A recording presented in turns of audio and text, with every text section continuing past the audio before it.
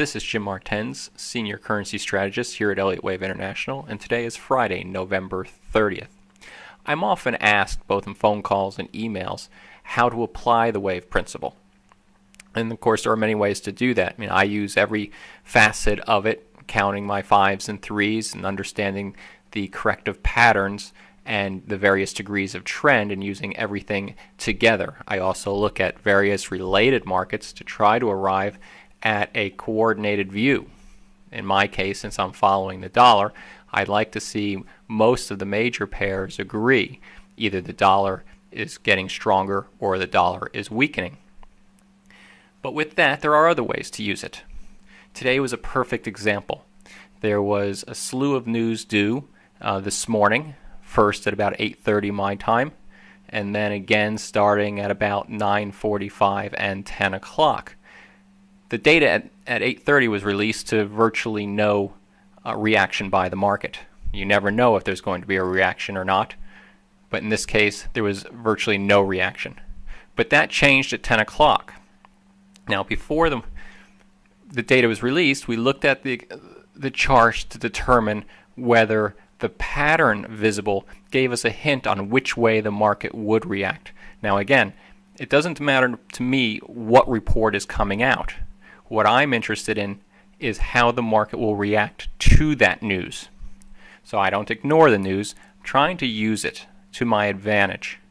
I see that as the fuel that will propel the market at times. So in this case, what I needed to do first was look to see if there was a pattern visible. So, let's start at the beginning. First, you see the chart in front of you. These are the corrective patterns under the wave principle. You have first the simple zigzag. This second one is a flat, 3 down, 3 up, sometimes to a new extreme, and then 5 down, ideally ending below A.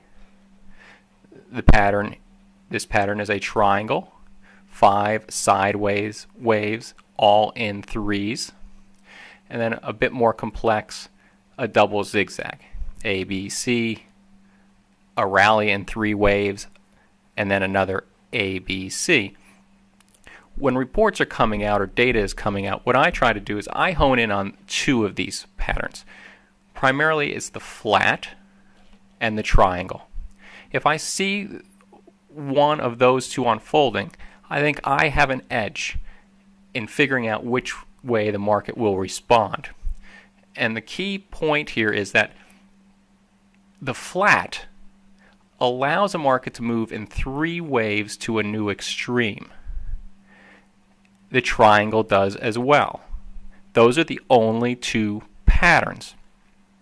So what I'm looking for typically is not to catch the top of that 3-wave move, but if that has occurred before the report was issued and the market has already started coming down so that I know that's a 3, then I can be fairly confident that any move down below this previous extreme, in the case of the flat, the A wave, will end a corrective pattern, and then the market will rally. And I see all the time that on the initial reaction, the market will come down and make that new low, and just a minute or 2 later, they'll reinterpret the data and then undo the trades they just did and go the other way.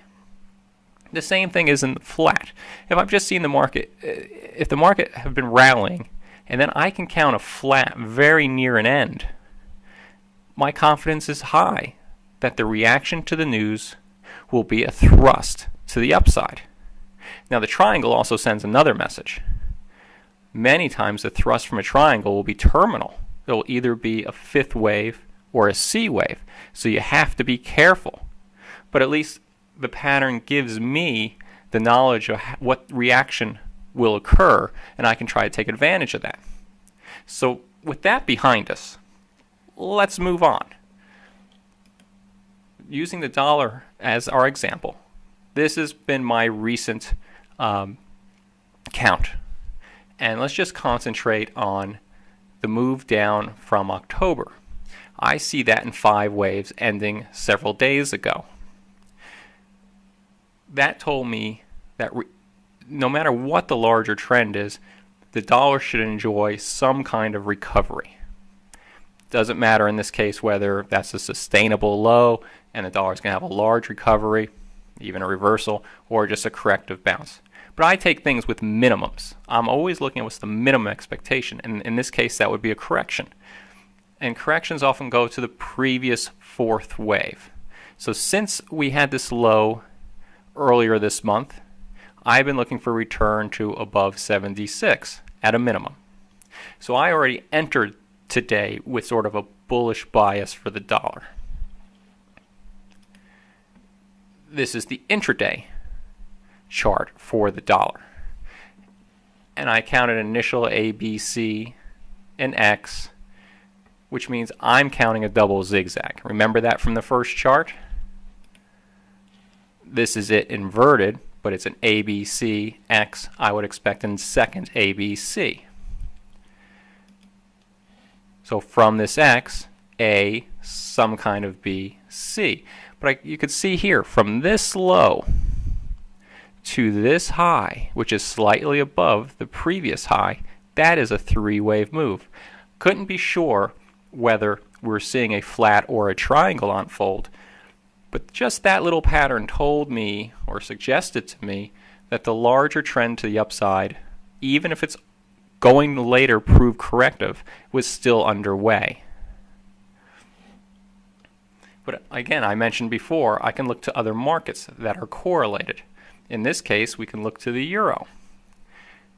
Now the euro is moves inversely to the dollar index.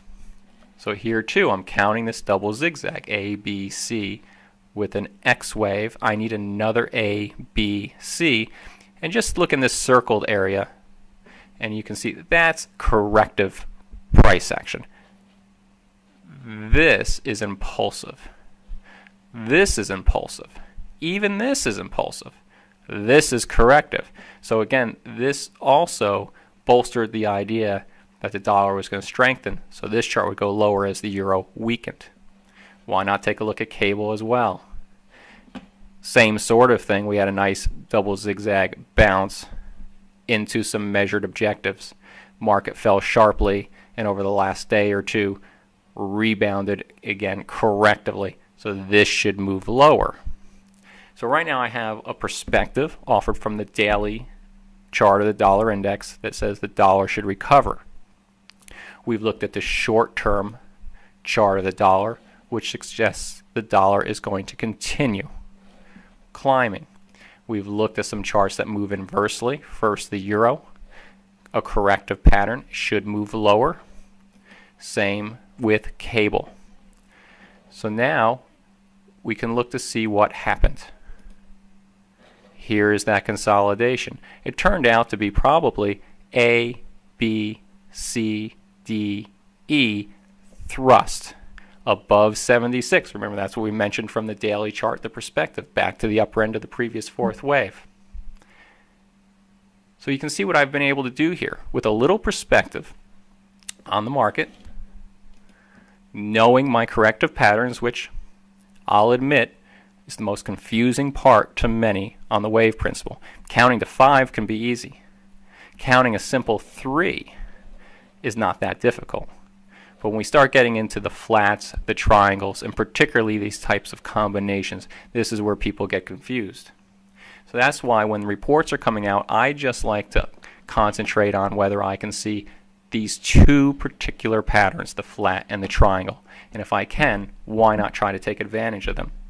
Now, all these charts I've shown you today, except for the dollar index daily chart, were from the currency outlook and published this morning prior to the news coming out.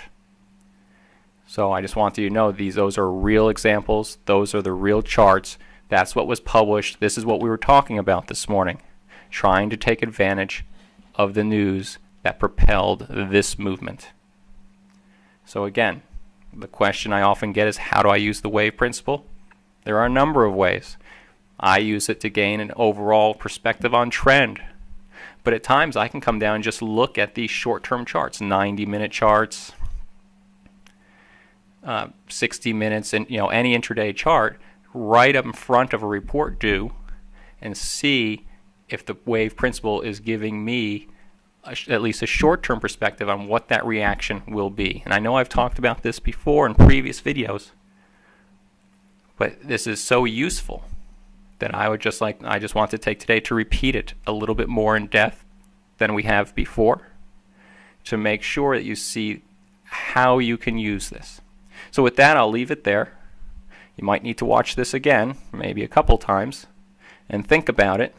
Start looking at your charts for these opportunities. And with that, I'll leave it for today. Please continue sending in your comments and your questions. Again, this was based on a question I receive all the time, and now those are the type I like to answer, so send them in. And with that, have a good weekend.